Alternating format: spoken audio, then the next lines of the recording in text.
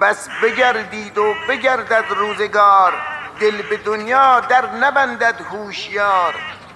ای که دستت میرسد بهر خودت کاری بکن، پیش از آن کس تو نیاید هیچ کار.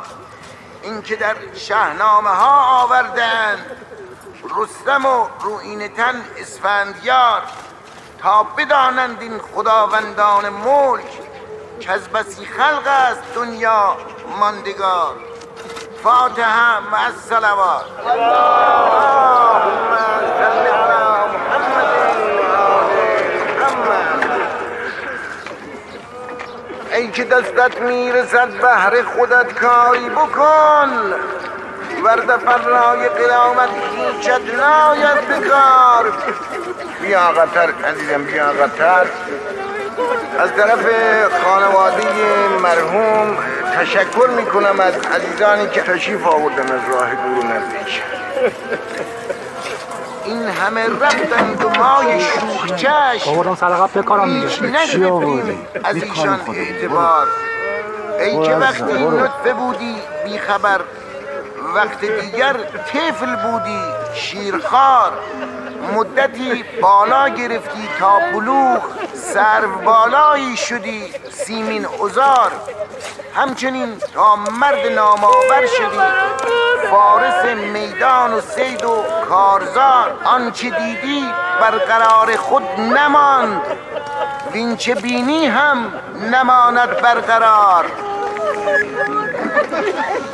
دیر و زود این شکل و شخص نازنین، خاک خواهد بودن و خاکش غبار. گل بخواهد چید بیشک باغبان، ور نچیند خود فرو ریزد زبار. این همه هیچ است چون می بگذرد تخت و بخت و امر و نهی و گیر و دار. فاتحه مع الصلوات.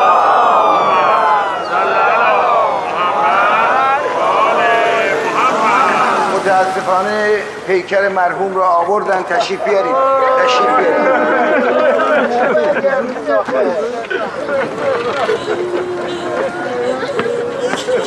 قسم بی کسی ان امام سرجدا بلند بگو لا اله الا الله. به سوز الاتش کودکان خیمه ها بلند بگو لا اله الا الله. نکن، خطرناکه. آخرم خودتو به کشتن دادی. بودنت سخت بود، بگو لا اله الا الله. رفتنت سخت‌تر از بودنت.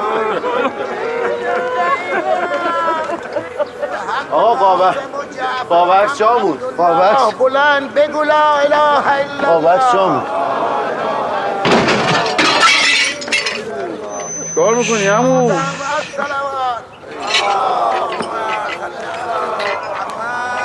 من چی کار میکنم؟ شما چی کار میکنم؟ ما عزاداریم، یه ذره رعایت کن. خب تو ماشین بازه چی رفتی؟ کی رفتی؟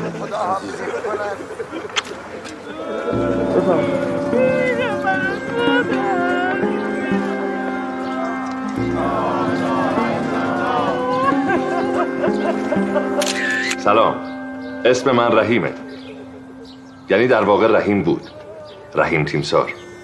آفریده 1367، آرمیده 1400. نمیدونم، شاید 33 سالگی وقت مردن نبود، اما اینکه جوون مرگ شدم رو اصلا قبول ندارم. 33 سال عمر کمی نیست، میشه 12045 روز که عدد بزرگیه. به نظرم واسه زندگی تو این دنیا زیادم هست. حدوداً حوالی ظهر دیروز بود که موفق شدم بمیرم، یا شایدم موفق شدم بکشنم. هر کدومش که باشه من راضیم. زندگی باحالی داشتم، خوش گذشت بهم، هرچند که گاهی با بودن من به بقیه خوش نمیگذشت. بعضیا میگفتن بی‌نزاکتم، ولی خب بعضیا میگفتن بانمکم، بعضیا میگفتن مردم آزارم، یه عده دیگه میگفتن تیزهوشم، ولی بعضیا میگفتن احمقم. بعضیا هم بودن که تاکید داشتن خیلی خیلی احمقم.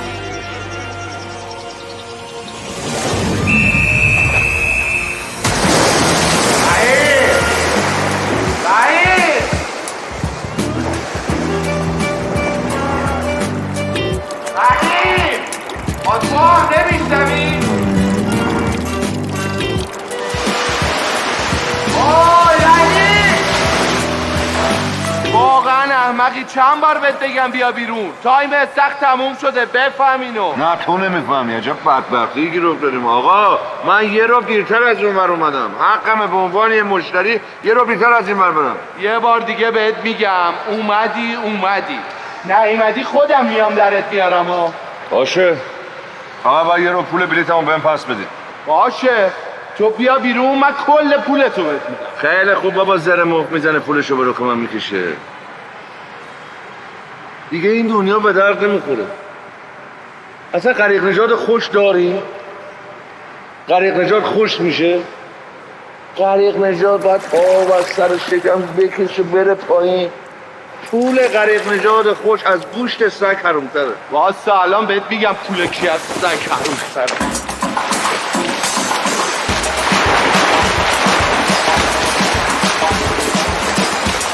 ایران فدای عشق و خنده تو، دل پر و تپنده تو، دل پر و تپنده تو، دل پر و تپنده تو. کار داری میکنی؟ این گلش کور شده، میتونی با دست باز کنی؟ یا برو گم شو بیرون، داریم لباس عوض میکنی.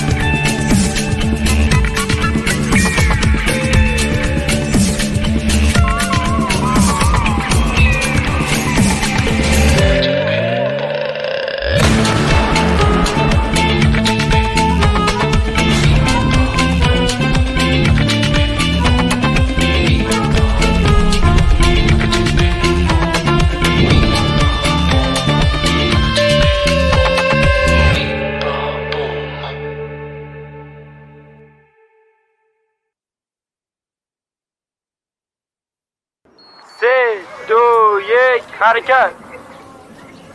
به نام خدا، راستش من تو بوکس زیرزمینی با رحیم آشنا شدم. بچه با دل و جرأتی بود. جرأت میخواد بوکسور رواشی بیای تو بوکس زیرزمینی. محروم هر چی کتک میخورد بازم سرپا بود. بعضی وقتا شک میکردیم اون داره ما رو میزنه، ما حالیمون نیست. ولی آقا به خدا مرگش به خاطر اون ضربه‌ای که همون خورد نبود. یه عده نامرد دارن شایعه درست میکنن. من رحیمو دوستش داشتم. تمامی عضلات زیر بغلم مدیون رحیمم. نه که قدش بلند بود باید بالا رو میزدم، زیر بغلم کش اومده، الان خوشگل شده. خدا رحمتش کنه، زود رفت.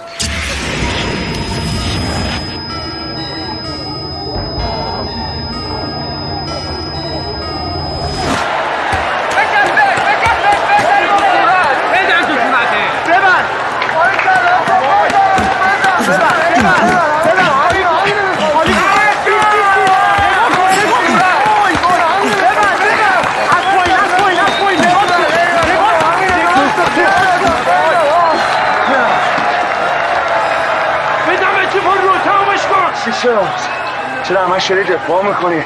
من هوا تو دارم تازه لحظه بندم نمستم.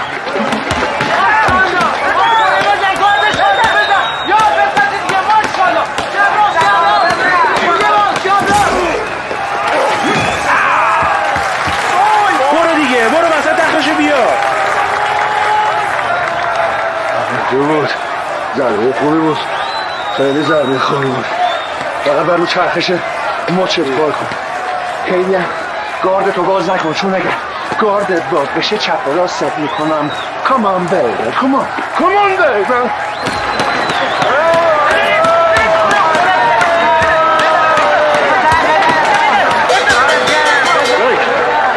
لطفا سر جو.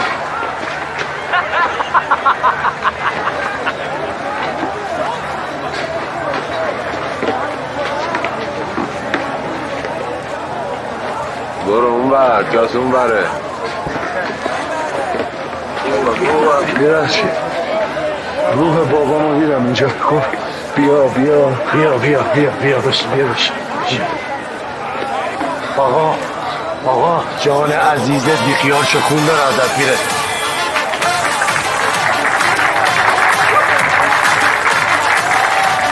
من 3,200 حقوقمه تو ما همشو میگیرم میگم حاجی الماسی بزنه به حساب. چند راه شده؟ چند سران خوبه. سران دیگه طاقت بیارم 4 تومن گیرم اومده. آقا چی و 4 تومن؟ دارم ازت خواهش میکنم، میفتی میمیری. 3,200 که داری تو حسابته، 800 دیگه میذارم رو 400 خیرتو ببر. بابا انقدر 3,200 یاری گوش من نگوه. تو من رفتی ناره، برو تو بزننت بتره کنم. نه من رفتی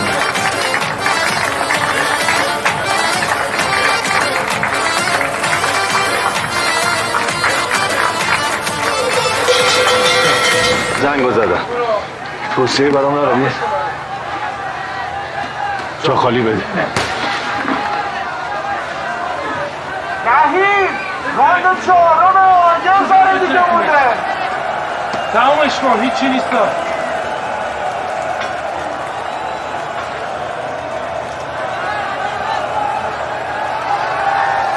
آماده ای؟ Red Tiger is here.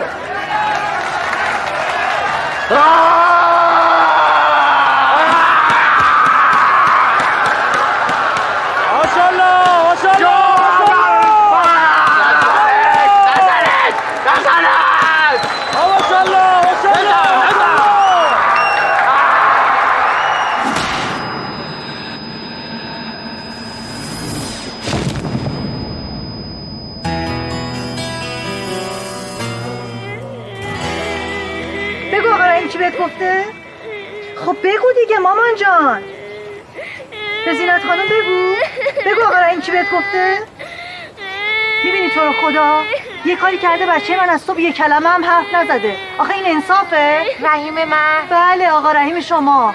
چی بهت گفته؟ آروم دلم، به خودم بگو. شب که اومد حسابی مامانش دعواش کنه. من الان یه هفته است دارم تو گوش این بچه میخونم مامان جان. دایی رفته پیش خدا، دایی رفته تو آسمونا. فکر میکنی آقا رحیم شما چی بهش گفته؟ چی گفته؟ گفته دایی تو خاک کردن، تا الان هم زیر خاک جسدش باد کرده ترکیده. آخه این حرفه به یه ذره بچه میزنی؟ آخه خداییش ما به شما اینجوری پول قرض دادیم که اینطوری پسمون میدین؟ خاک به سرم، والا نه. به پیر، به پیغمبر، به خدا قسم که پولو گذاشتم تو پاکت، دادم دست رحیم بیاره دم در خونتون، با عزت و احترام تقدیمتون کنم. حالا این هم میگیم هیچی. آخه شما ببین این آهنگ گذاشته رو موبایل حاجی ما. اجازه بده بفرما. خدا خیرت نده بچه که من اینقدر شرمنده میکنی. مایکله؟ بله مایکله، گوشی حاجی ما هنگ کرده داده به پسر شما که درستش کنه، اونم اینو گذاشته روش. آخه حاجی و مایکل به خدا رومسیا بچه من اصلا اینجوری نبود.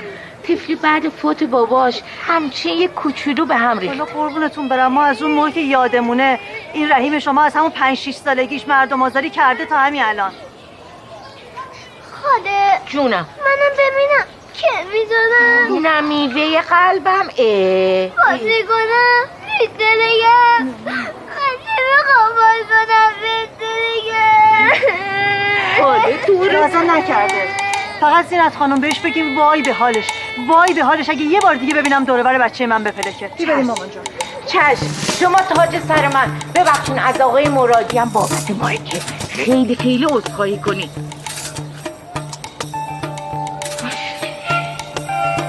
ای وای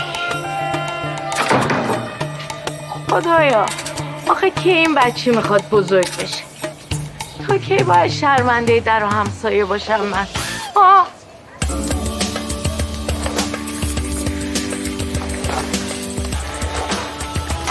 خسته نباشی. قربت دارم، ممنون. آقا نبی؟ بله. یه سوال، شما مگه آمپول زن نبودی؟ چرا اینجا همه به شما میگن دکتر؟ تو مگه مربی بوکسی؟ خیر. پس چرا کنار زمین کوچ میکنی؟ منطقی. آقا این چرا 2,200؟ چقدر باید باشه؟ درسته دیگه. 4 تومن. 4 تا مال 6 رانده، 4 راند ناکوت شدی تو. درست میگه. درست میگه. خیلی هم ممنون. دست شما هم درد نکنه. تو بریم. خدا. کجا؟ ابروت هنوز بازه، بیا بخیه کنم. بی خیال بابا. کله شقی نکن جوون. من الان نیم ساعته دارم خونی که تو ریخته رو این کف رو تمیز میکنم. راست میگه پیرمرد، بیا بده درستت کنی. من خیلی خوشگوشم. خیلی زودم خوب میشم. شما منو فردا ببین اینقدر تیکه کوچی. این دور چش کبودی. بس سلام خداحافظ. راست میگه، فردا ببینینش داده کبودی در خوشگوش تماس. خدا نگهدار. با اجازه. ممنونم. این پوست کلوف بودن بیرا نمیگه ها. راند اول ابروش باز شد، راند چهارم رفتن نگاه کردم تقریبا بسته شده بود. اینجا زیاد میاد. من عجیب تر از اینم ازش دیدم. من به خاطر خودت دارم میگم، نه که این رگای مغز خیلی کوچیک ریز لاجونن، فردا یه مشت دیگه بخوری کج میافتی گوشه خونه. نه درست داشت. کجم بشم منت آدم مثل تو رو نمیکشم. مادرم هست خودش زحمتمو میکشه. منتی نیست، وظیفه من فقط نمیخوام تو اون حال ببینمت. یه لگن دیگه صبح میذارم شب پر بعد. آقا چرا انقدر چرت و پرت میگی؟ تو از بوکس چی میدونی؟ بوکس اصلا نشات میکنه. کتک میخوری نشه میشی، کتک نمیخوری خمار میشی. آره یه خورده درد داره ولی شیرینه. مثل درد زایمانتور دیگه. مگه تو زایدی؟ من نه، ولی مامانم 12 بار. چند بار؟ 12. 12 بار. ماشاءالله. قربونت چاکره. خدا پدرتو بیامرزه. ببین ایرج جدی 12 بار اصلا کار هر کسی نی؟ اوه اینو نگاه. چه؟ اینو ببین. چه؟ زدن رفتن 50 میلیون پولشه اون. چقدر؟ 50 تومن پول آینه است. 50 میلیونی؟ بله. بابا 4 تا پلاس. دست نزن بهش. دست نزن. دست نزن، میگم دست نزن میکنی. آقا تو میگی 50 آقا بیا بریم بهش، بشین بریم، الان میفته گردنمون. بشین بریم. بذار اونجا بریم. ولی یارویی که زده شماره‌شو گذاشته. ولش کن. شماره رو ول کن. بیا بشین بریم، شهر میشه. بیا. شماره روندی هم.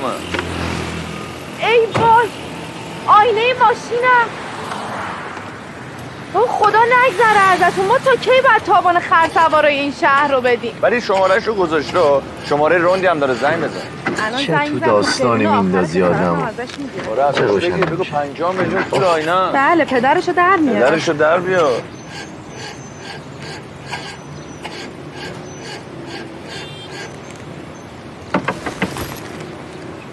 یه دونه سیزه. آقا بیا دیگه، بلش کن اونم. بابا 50 تومن الان پول میگیره ازمون. الو سلام آقا، شما زدی به ماشین من رفتی شماره گذاشتی؟ بله. نه خواهش میکنم. الهیه هستی؟ خب خیلی نزدیکیم به ما.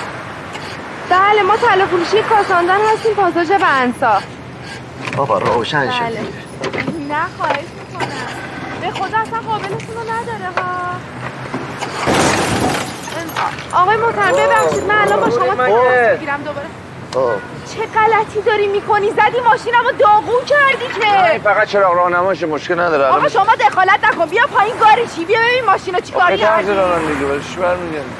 بابا چته آخه؟ ای وای خانوم ببخش، من یه کارگر ساده بیشتر نیستم. من 3,200 کلا حقوق میگیرم.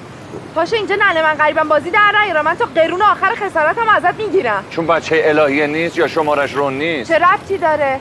زدین ماشینمو داغون کردین الان طلبکارین از من؟ ببین اون بچه خوشگل مایداری که میزنه به ماشین و شماره رندشو میذاره، بذار دارم صحبت میکنم، رو میذاره، بعد میان با هم علاقه‌مند میشن، بعد پسر دختره رو میگیره، بعد سر تا پای دختره رو طلا میکنه. اونا تو فیلماست.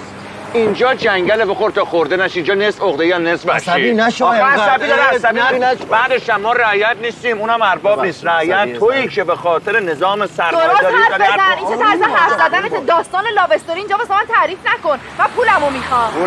پول هست ولی کم هست. بگو بهشون. کی میگه کم هست؟ بیا. ببخش. بیا پول هست. ولی زمانی خسارت تو میدم که اول از آقا رنده خسارت بگیری. فهمیدی یا نه؟ آدرست هم بلدم. چی بود؟ پاساژ بنسا مغازه کاساندان. بله. میدونم میام اونجا. بیا. من اصلا نمیدونم. داستان واسه من سرعت نکن. پول منو میاری میدینا. من شماره پلاک تو برمی‌دارم. خیلی خوب. راه جلو باز دندقه میگیری؟ حواسم نبود اصلا. روز بخیر. بدبخت شدم. میدونی چه حقوق میگیرم من؟ آره 200 راه بره بابا.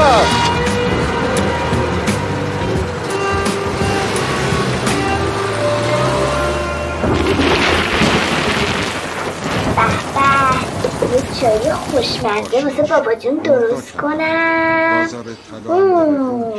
در این گیردار ایجاد پول برای دولت‌های چه چایی بشه. اگر به تولید حالا یه ذره از اونها توش بریزم. همه چیز دست توش بریزم. پول برای تسهیل وام‌های قبلی وام جدیده. برای همینم است که وام بگیرید و هرچی اونا امروز به ما وام بدن فردا باید مقدار بیشتری وام بدن. اگر دیگه به این روند ادامه دادن همه چیز به هم میرزه و ما نمیتونیم بس بدیم. اینم از اینو بریزم. ارشم جون یک کار جولی که قیمت خاربار مغازه‌های اطراف رو برای خرید روز یکشنبه مقایسه کنید. اینجا 5 بازار محلی و چند بلوک خانه هست. متوسط مردم در آمریکا اکنون ناچارن فراتر از توانایی‌هایشان قرض کنند.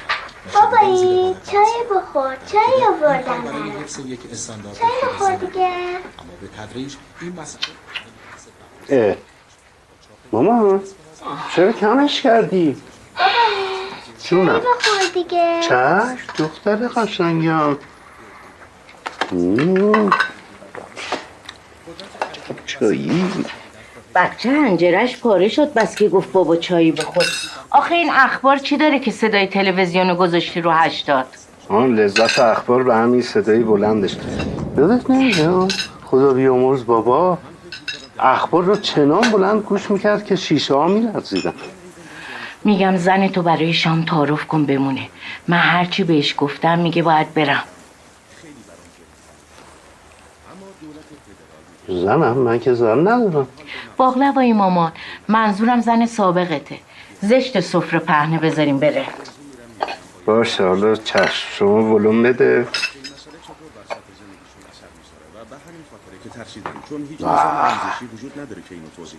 ببین داره میگه که همه امریکا و اروپا تا خرخره افتادن تو این بحران اقتصادی. شانس آوردیم ما اینجا به دنیا اومدیم. باشه شما مامان جان من ولوم بده دیگه بابا. من کارم دیپلماسی واجبه دیگه. از اون طرف همزمان جیب مالیات. ببخشید ریحان خانم من گفتم دیپلماسی شما پوزخند زدی؟ من نه من اصلا بهشون پوزخند زدم. نه مهربونم. باشه پوزخند بزنین. همین خاویر فیلیپ ریکاردو پرزکویار دلاگوئرا تو پرو واکسی بود به اونم پوزخند میزدن. اما الان چی شد؟ دبیر کل سازمان ملل متحد پوزخند. قربونی شکلت برم. میگم یه ذره از این بکشم ببر. بچه بوش میاد هوس میکنه دلش میخواد. نه مامان جان به خدا ما که با شما اصلا تعارف نداریم که. من که اصلا شامخور نیستم. این کیانم که اصلا آبگوش خور نیست. بعدم صبح زود باید برم بیمارستان اینو سری بذارم. من 2 تا عمل دارم به خدا. الان بره به خواب خیلی بهتره. کیانا جان مامان پاشو بریم دیر وقته پاشو. نمیخوام مامان. میخوام پیش بابایی بمونم. یه جونم دخترم باباییه. مامان جان اگه بیای بریم 5 تا دونه نخودچی بهت میدم. پاشو. آخ جون بریم. آفرین مامان جان. ببخشید با اجازت. ریحان جان شرمنده ها. همش تقصیر این رحیم شد. همش صبر کردیم که اون بیاد دور هم شام بخوریم اینقدر دیر وقت شد. نه مامان جان این چه حرفی؟ نوش جونتون وقت بسیاره. شب بخیر شب بخیر. به سلامت. شب زکی برای 5 تا دونه نخودچین رو فروخت. لااقل یه زنگی به اون داداشت بزن ببین تا این وقت شب کجا مونده. مامان جان زنگ زدم، در دسترس نبودم. گونزالو سانچز ویلورادا رئیس جمهور بولیوی بود. چقدر پیر شده. چیه عمر این آدم؟ من به شما نگفتم زن تو برای شام نگه دار؟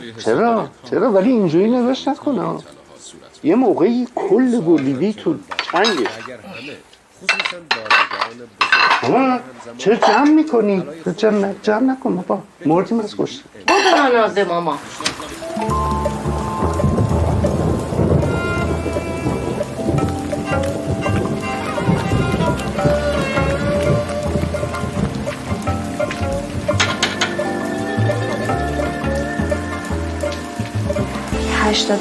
سلام.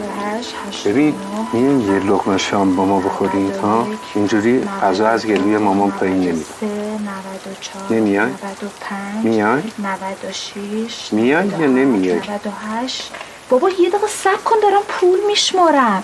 بیا اینم پول اون کمیسیونه اون 2 تا چاقیه که هفته پیش آوردی مطب بگیرش. دستمون درد نکنه. حالا بریم شام بخوریم ما. من اصلا شام خور نیستم نمیخوام. به خاطر مامان. به خاطر مامان؟ من به خاطر مامان آپارتمانمو ویل کردم اومدم تو این یه دونه اتاق با این بچه دارم زندگی میکنم که اون زن بیچاره یه وقت از تنها نشه که نوش بدون بابا بزرگ نشه. تو چی کار کردی برای مادرت؟ ببین میفهمم چی داری میگی ولی اینا حرفای آدم شکم سیره. من گشنمه. بیا ببین بعد میشیم ما هم کلی فلسفه گفتیم. بیا تو واقعا نمیگیری هاتم یا خودتو میزنی به نگرفتن؟ نه با خدا واقعا میگیرم. اتفاقا دیشب صحبتش بود با ماما. من گفتم ریحان اگه راضی باشه من دوباره میگیرمش. تو منو بگیری؟ خواب دیدی خیر باشه. ببین یه بار دیگه هم از این حرفا بزنی اون وقت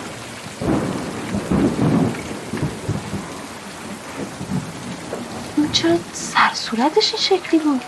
طبق معمول بیشور فایت. برو بگو دست سر صورتش نظر من بچه رو بخوابونم بیام. برو. من نمیخوام بخوابم.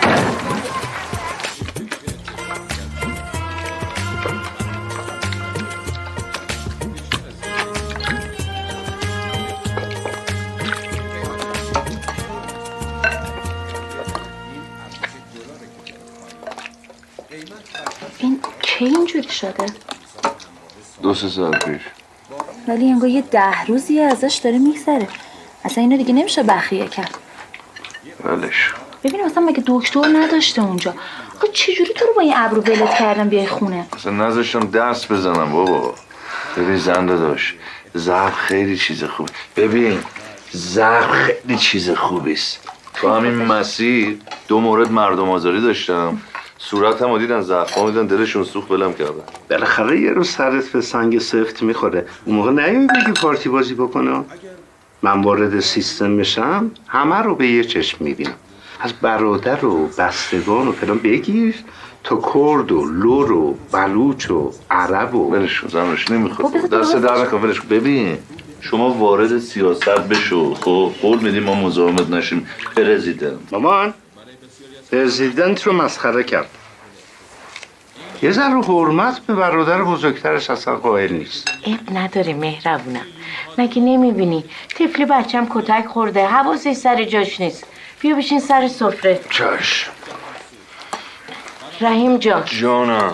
خرمالا گردوی مادر. مگه تو به من قول نداده بودی دیگه نری سمت فایت؟ بله من حالم خوبه قربونت برم. نوک ببین عشق من بفرما. 4 میلیون تومان فقط واسه امشب. 4 میلیون گرفتی کتک خوردی؟ بله. یارو قهرمان المپیک شده پاداش براش فقط یه کارت سوخت دادن. نخندین اینه درد جامعه ما. حالا اصلا کسی هم نخندید. بعدم آقا رحیم ببخشید مگه این مادر بیچاره از شما پول خواسته آخه؟ چرا تن و بدنش انقدر میلرزونی؟ والا گناه داره این زن. غذاتونو بخورید در دهن افتاد. توی سن و سال با این زانو درد و کمر دردم از ساعت 7 صبح تا 6 بعد از اون میرم خونه اون پیرمرد پرستاری میکنم که آبرو خانواده رو حفظ کنم. آقا بلند شده اومده اینجا تو خونه عین گوشت بیفتکی نیم خورده جلو من نشسته پولاشو نشونم میده. داریوش کجایی؟ اشکاتو نبینم ننه. کور بشه چشم اولاده که اشک بیار تو چشم مادرش. اگه میخوای اشکش رو نبینی آدم باش ننه.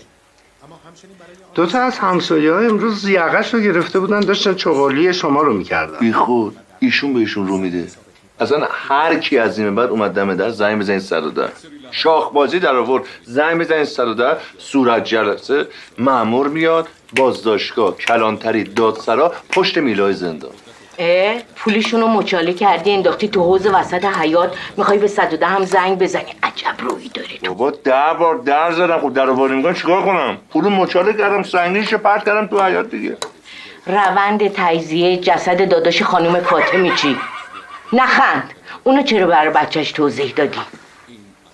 راست میگه؟ وای رحیم تو رو خدا بس کن. بابا بی خودی قضیه رو گندش نکنید. یارو برای خودش گنده بکیه بچه که نیست. باید حقیقت رو بدونی یا نه؟ مثل ما خوبه؟ من خودم تا سن 18 سالگی فکر میکردم بچه ها رو لگلکا میارم میذارم بالا پشت بود. تو مدیریت شهری یه اصطلاحی داریم به اسم فراغت سیاه. چیه؟ مال آدماییه که خیلی علافن، خیلی اوقات فراغت زیادی دارن، از سر بیکاری شرارت درست میکنن. خب ببین قربونت برم باز خوبه من یه شغلی دارم در روز 2-3 ساعت مشغول هستم. شما چی جناب آقای پرزیدنت؟ مامان شغل؟ اینکه یک روز بدی 10 روز ندی شغله؟ شغل نیست؟ نه مامان شغل من شغل نیست. زن داداش من شاغل حساب نمیشم. کیانا عزیزم یه سوال میپرسم راستشو بگو. من شاغل حساب نمیشم.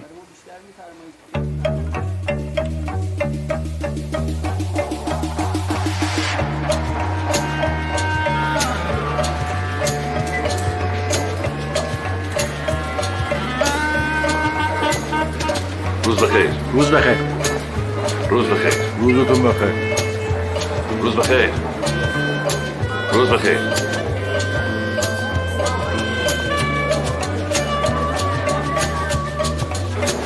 روز بخیر.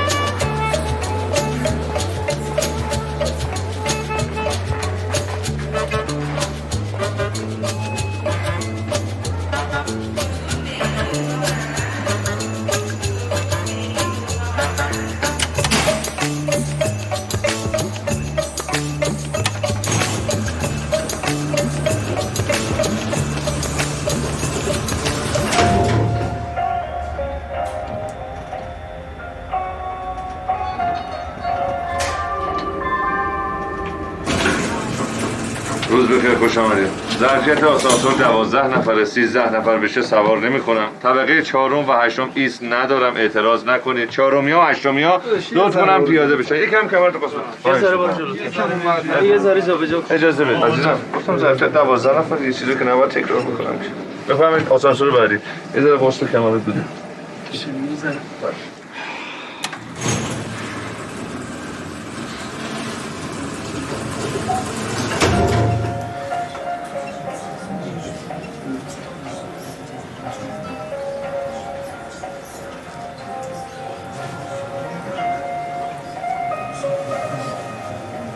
شکمتو جمع کن بی حیا. چجوری جمعش کنم؟ شکمه دیگه جاش همینجاست. یه بار دیگه با من برخورد کن ببین چجوری باید برخورد میکنم. ای بابا. ای نورو. ای خودم سوختم. ای چجا.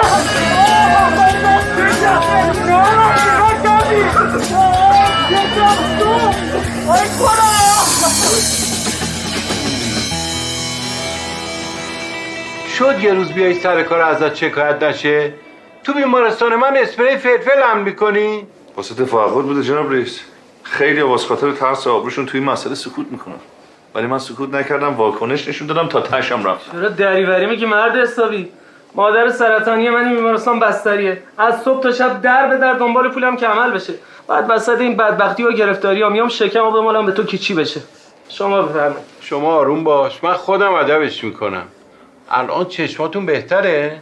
چه عرض کنم، دارید میبینید که. خب چشای منم آسیب دیده، چرا حال من نمیپرسی؟ تازه کبودم هست. بفرم. اونا رو من زدم؟ اگه مردی قسم بخور که من زدم؟ من گفتم تو زدی؟ رئیسم دوستم کبودیام بهش نشون بده. به تو چه؟ رحیم، من به احترام مادرت که سالها تو این بیمارستان پرستار ما بوده این شغل بهت دادم. منم به احترام مادرت قبول کردم. چی؟ مادرم؟ به احترام مادرم قبول کردم این کار رو، وگرنه الان میرفتم سیگار میفروختم درآمدم خیلی بیشتر از این حرفا بود. بسیار خوب. از این لحظه میتونی بری سیگارتو بفروشی. حرف آخرتونه؟ حرف اول و آخرمه. دیگه این دنیا به درد نمیخوره. کار خودت کرد. ولی بدون خیلی زود پشیمون میشی جناب رئیس. وقتی هرج و مرج، وقتی تنش کل فضای آسانسور این بیمارستان رو فرا گرفت، وقتی فاصله نسبت به هم کمتر، اون موقع میفهمید که چه نیروی عظیمی رو دست دادید. روز بخیر، موفق باشید. پالتوی منو کجا میبری؟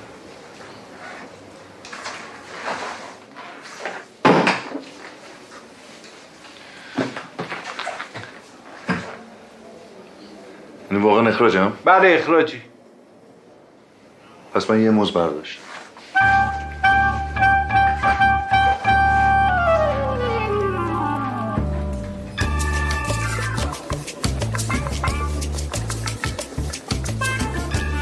اخراج، اخراج، اخراج. متنفرم از این کلمه. واژه دوست داشتنی کارفرما. انگار تنها هدفشون از تصاحب اون میزای لعنتی این بوده که راحت لم بدن پشتشو به بقیه بگن اخراجی. من اگه یه روزی پشت میز باشم هرگز اخراج نمیکنم. شاید توبیخ کنم یا مثلا تنبیه بدن یا فحش بدم یا حتی شکنجه و اعدام، اما اخراج هرگز.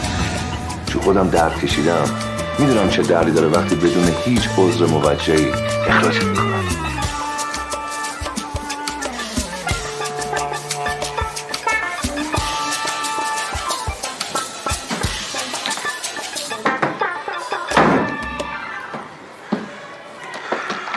خدمت شما. پسرتون اخراجه. شما مطمئنید رحیم تمام مدادا رو سمت چشمتون پرتاب کرده؟ بله. بنده شکی ندارم. باشه، پس من امروز میرم آموزش پرورش شکایت میکنم ازت. بفرما بیرون شکایت کن آقا. بفرما بیرون.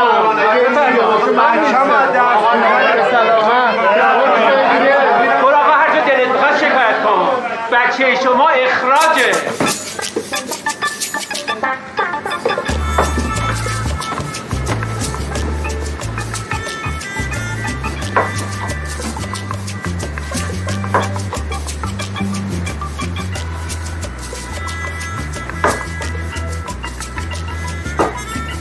ببخشید یه لیوان شیرمرغ میخواستم. شیرمرغ؟ بله.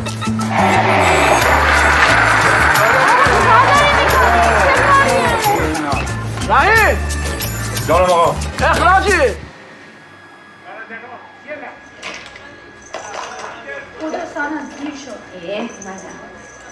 اینجوری قول میدی آره؟ شوکر رو قول دارم اینا رو که دیگه قول ندادم. بابا نواسه داری میری دانشگاه اگه نبرد متفقین این همه صلاح میاد تو. اگه تو را خفتمون کردن چی؟ جیغ میزنیم داد میزنیم. نه همین دیگه تو جیغ میزنی من استری. بابا من اصلا با تو نمیام. برم خونه. با خیلی خوب برم. شما ماشین خودت میای هر چی هم دلت میخواد. اگه پیداش کنم. اگه کی داری بابا داریم فیلم می‌بینیم. چیه؟ چه خبر؟ آقا بشین عزیزم بشین. اینجاش هیچی نداره، از من بپرس. من 70 بار این فیلم رو دیدم. بشینید آقا، بشین میذارم اونجایی که باله. اینجاش هیچی نداره. آقا بشین، سر صدا نکن. بشین میدم. رحیم جانم آقا. اخراجی. اما این دفعه رو دیگه کور خوندم. الان دیگه استخدام رسمی دولتم. نمیدونم چرا منو رسمی کردن، اما دیگه کار یکی شده. نمیتونن اخراجم کنن. نهایتش اینه چند روز از کار تعلیقم میکنن ولی دوباره برمیگردم تو آسانسور.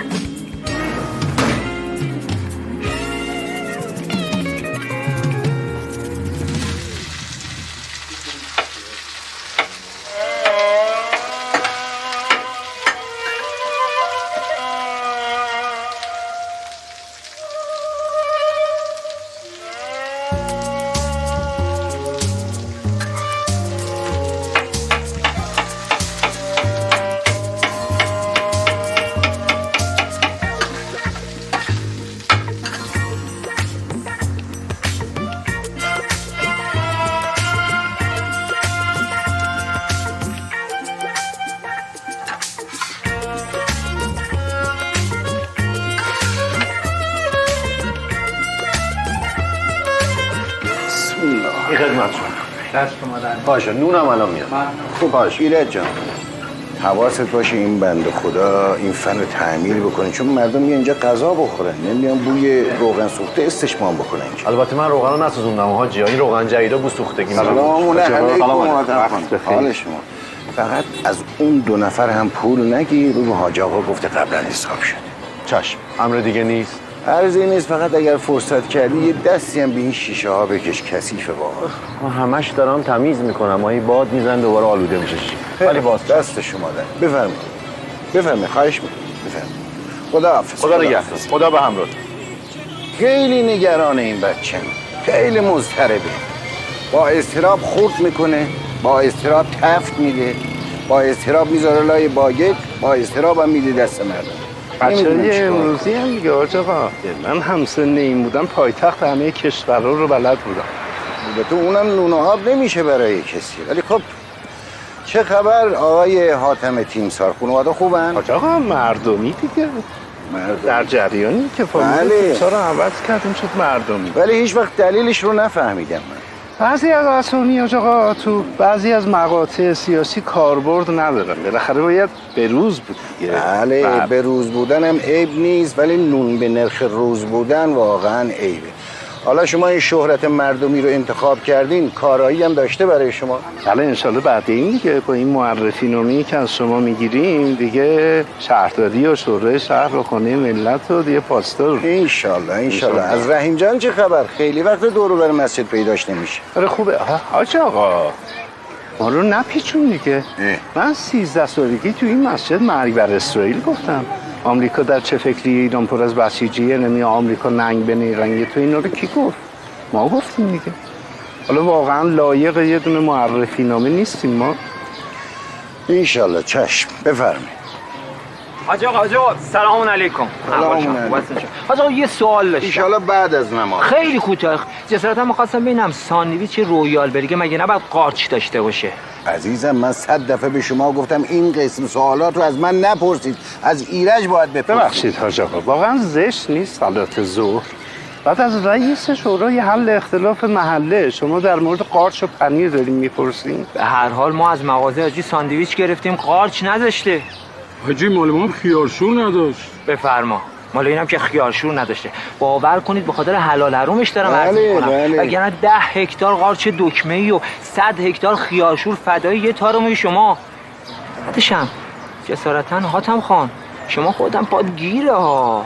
مگه شما فرمایش نکردی گفتی که تو مغازه حاجی سهم دارم؟ چی گفتم من؟ گفتی سهم دارم. ببینید 1 عشر از 1 دنگ اون مغازه مال پدر مرحوم ایشون بوده که الان متعلق به این هاست، ولی از نظر من کل اون مغازه متعلق به این خانواده است. نفرمایید. 1/10 از 1 دنگ مغازه مال شماست، بعد همه محله رو کچل کردی که مغازه مال ماست. ذهنم میمونی پشیمون میشی یه روز با مسئول عالی رتبه این مملکت اینجوری صحبت کرد. اصلا پس ذهنم موندی.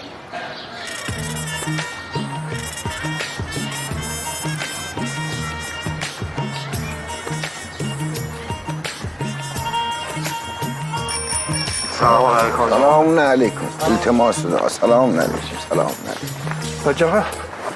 حاج آقا ببخشید عزیزم، بنده هیچ نفوذی توی سیستم ندارم، ولی اگر یک زمانی شرایطی پیش اومد من حتما شما رو معرفی میکنم. خیلی ممنون حاج آقا، ولی به این خاطر نیومدم، به خاطر دلشوره مامان اومدم. چی شده دوباره؟ دلواپس رحیم دیگه طبق معمول هر شب لطوپار میگه. این رحیم به سلام علیکم. التماس این رحیم به من قول داده به سلام علیکم، یعنی دوباره داره فایت میکنه؟ بله حاج آقا متاسفم. کجا؟ معلومه جاش مگه حاج آقا غیر قانون. سلام علیکم. حالا من خودم آمارشو گیر میادم. تشریف نمیارین نماز؟ نه خیلی ممنون. خوندم. خوندین؟ هنوز اذان نگفتن که. جدا؟ چی؟ ببینید فضل الوقت الاول علی الاخیر که فضل الاخرت علی الدنیا، یعنی فضیلت نماز اول وقت به نماز آخر وقت همانند فضیلت آخرت هست به دنیا. شما اول وقت 10 دقیقه با پروردگارتون صحبت بکنید بد نیست. من نوکرشم هستم حاج آقا. اینقدر این روزا حواسم پرت قبل اذان شروع میکنم. اصلا روزانه من بیدلیل 600-700 رکعت دارم نماز میکنم. باورتون میشه؟ اشکالی نداره، به هر حال اون هم ذکر پروردگاره. تشریف بیارید. انشالله که مقبول درگاه احدیت قرار بگیره. بفرمایید.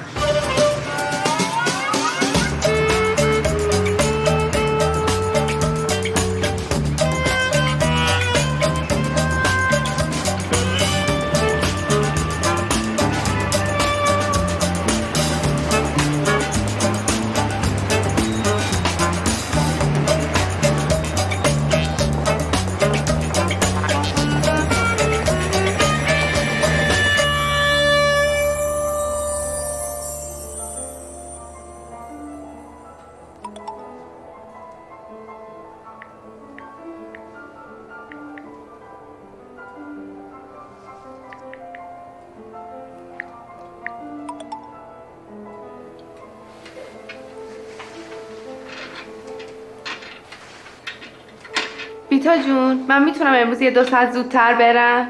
چه خبره باز؟ دوباره پنجشنبه شده و خانم میخواد 2 ساعت زودتر بره. نه، با مژگان هماهنگ کم جای من وای نیسته. هماهنگی با من انجام نشده. من امروز صبح نیومدم ازت خواهش کردم امشب جان وایسی. چرا گفتی؟ منم گفتم نه. وقتی اینقدر محرم نیستم که راجع به شوهر کردن شوهر. بله شوهر. چرا جات وایسم؟ شوهر کجا بود؟ من کار شخصی دارم، میخوام زودتر برم. آره خب شما تمام پنجشنبه ها کار شخصی داری. نکنه اون پسر 1.60 سانتی از برات پاکت آورده بود؟ پاکت خودشه نه بگو. بابا بیتا جون اون پیک بود، به خدا مثلا اونو نمیشناختم. شوهر قد کوتاه نکنی ها. مرد باید کشیده و قد بلند باشه، یه جوری که از درک میاد تو مجبور باشه اینجوری نگاش کنی.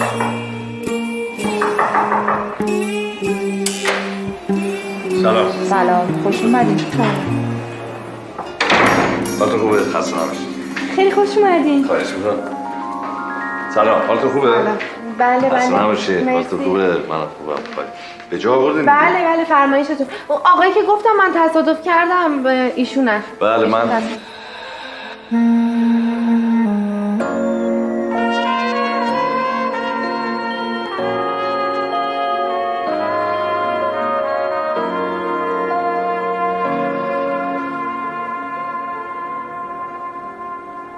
بله من همون آقایی هستم که ایشون به من تصادف کردن. البته من تنها نبودم، یه آقای دیگه همون آقا رونده هم بودن که زدن آینه بغل رو ترکوندم، منم زدم چراغ رونه بود.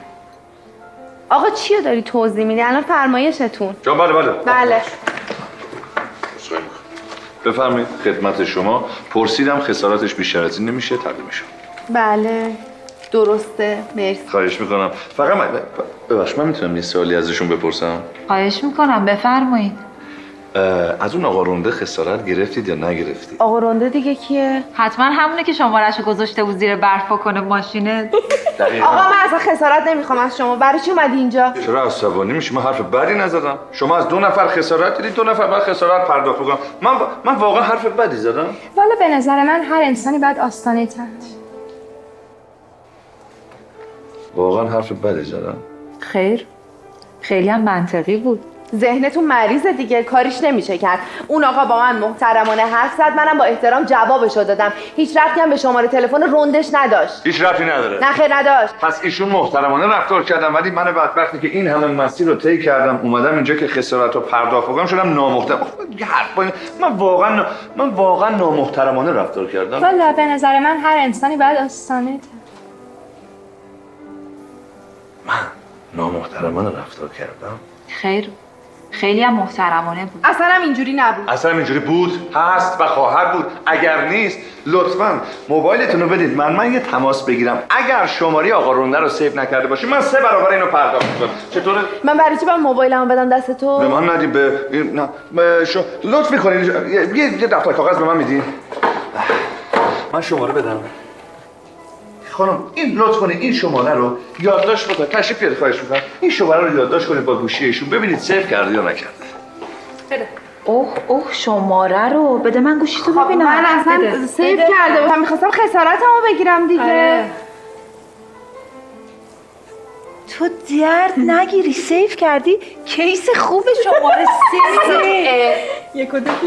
3. خیلی ممنون، متشکرم. فقط یادتون باشه از این بعد آدما رو به خاطر شماره رندشون انتخاب نکن. اینجوری هم به من بی احترامی نکنید. از قدیم گفتم طلا که خاکه چه خاک پاکه. بابا حرف زدنت هم بلد نیستی. بیا این پولو بردار. کجا داری میری؟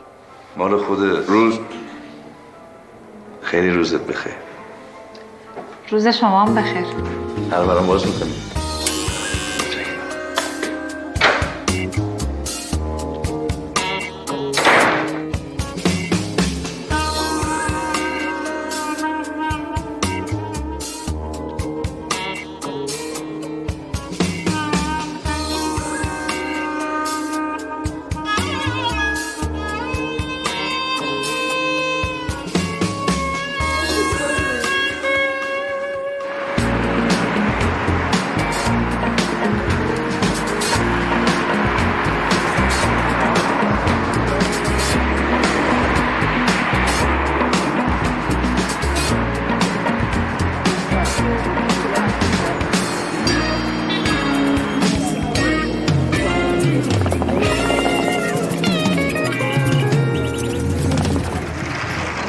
سلام علیکم. سلام آقا. شرمنده غذا تموم شده. غذا چای و قلیان چی؟ قلیون؟ بله کلن تعطیله. کلن تعطیله. به به. بوکس چی؟ بوکس نترس، من خودم امشب مبارزه دارم. شما؟ بله. پشت بازو رو دست بزن. خجالت نکش، دست بزن. سفت نه.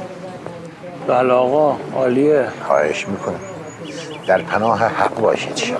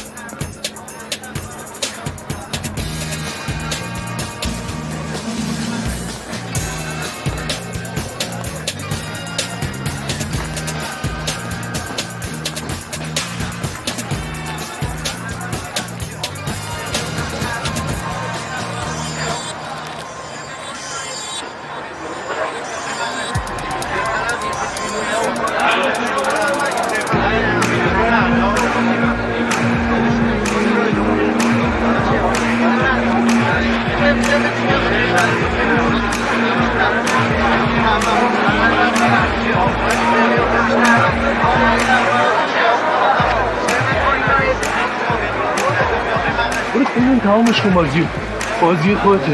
بزن تمامش کن. چی آقا من از تو خواهش میکنم نری.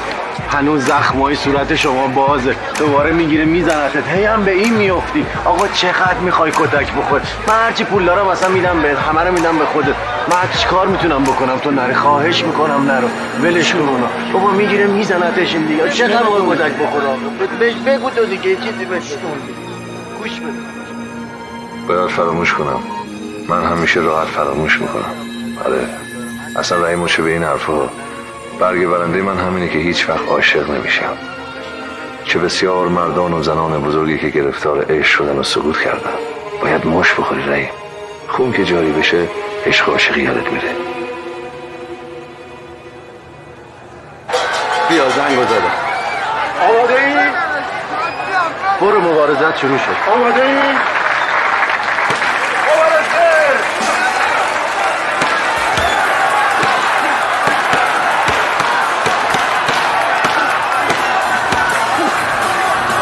مراقب باش.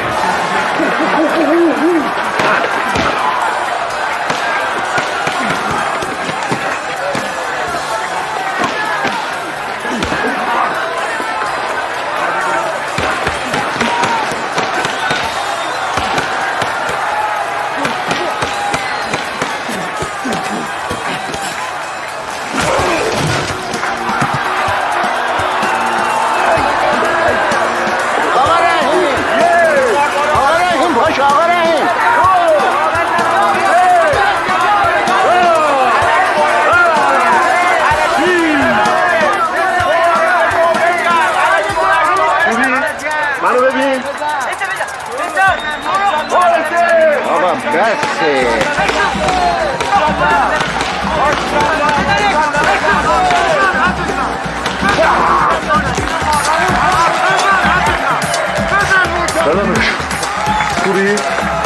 میتونی وارد کنی؟ آماده ای؟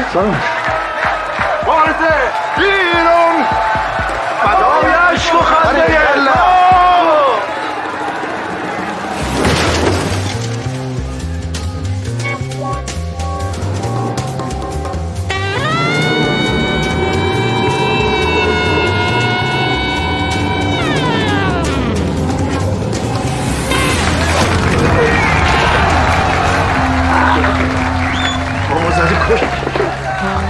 با چیکار کردین؟ بابا مگه شما ها دین ندارین؟ مفرمان خدا آخه آپرکات زد ببین نبض داره نبض زد نمیزن جوون مردم رو کشتین آقا